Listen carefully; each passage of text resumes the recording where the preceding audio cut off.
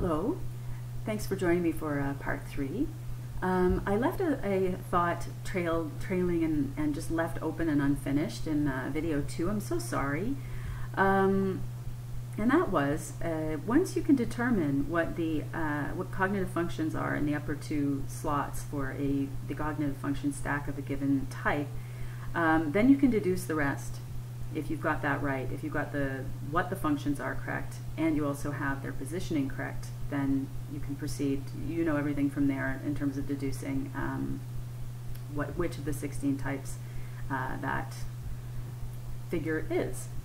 All right, so now going on, I think so what I established so far is that I think we're dealing with an F here, who would be a so-called extrovert, meaning that the dominant function of this person has an extroverted attitude. And so let's talk a little bit about NFs. What's characteristic of NFs? One of the major characteristics of the types in that quad are a really pronounced and pretty much constant sense of self-consciousness. This is something that differentiates them from the other 12 types, who also experience self-consciousness also.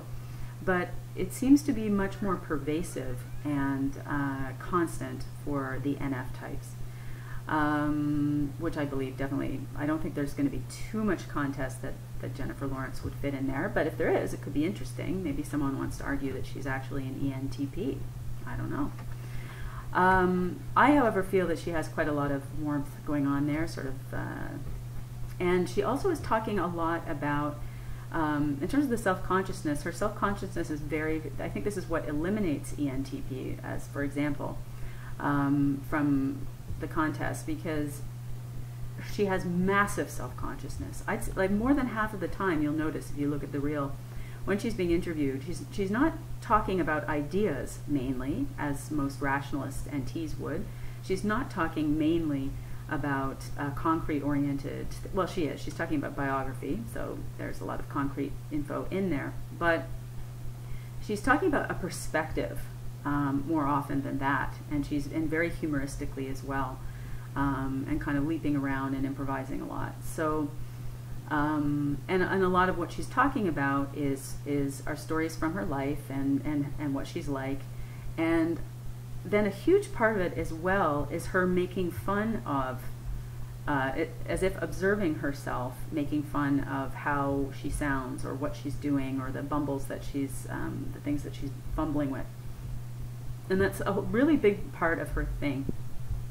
So all right, so then if it's established that she has that kind of self-consciousness, here's something that differentiates, okay, so let's put it this way. If she were the ENFJ type, then she would have extroverted feeling in the dominant position. If she's the ENFP type, if that's the one she'd identify with most, she has a perceiving function in the top slot, and that of extroverted intuition.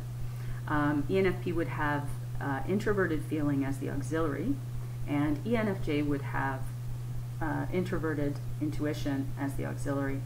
So we've got very different, despite the 3 letters in common within the Myers-Briggs temperament indicator system. ENFJ and ENFP have many, many differences, perhaps many more differences than similarities, actually. Please see my video on talking about ENFJ and FE paradox for more information about that, or other sources that are terrific. Sorry, I don't mean mine's terrific.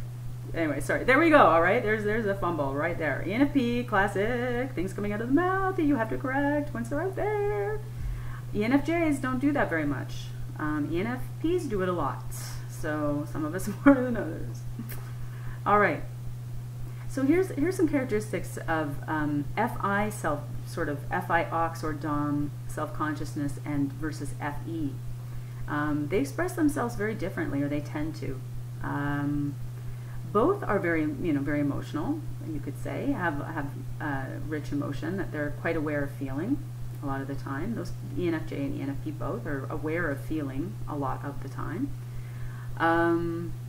But there's a very big difference in tendency and emphasis and how that gets expressed.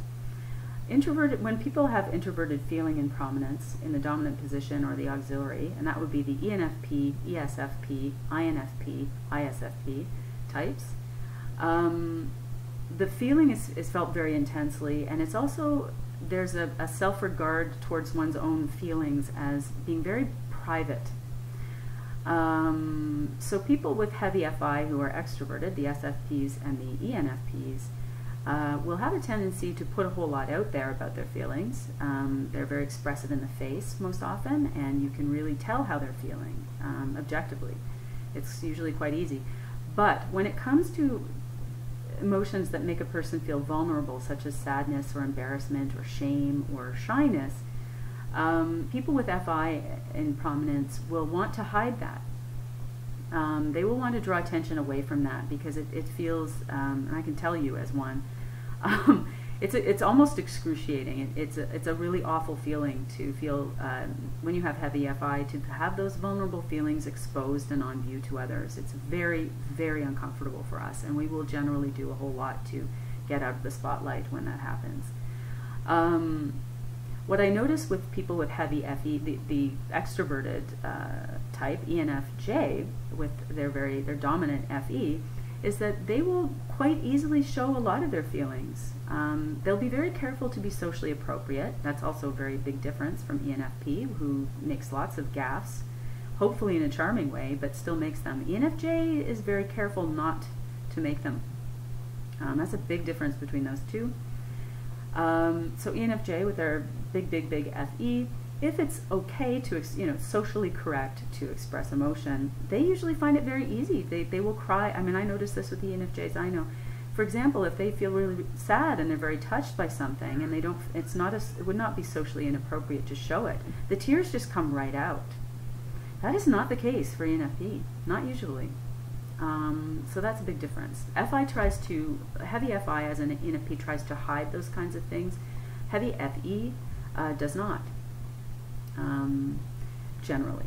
These are all huge generalizations, of course, but all of typing is that, actually. So it's all a matter. It's an art interpreting it, not a science.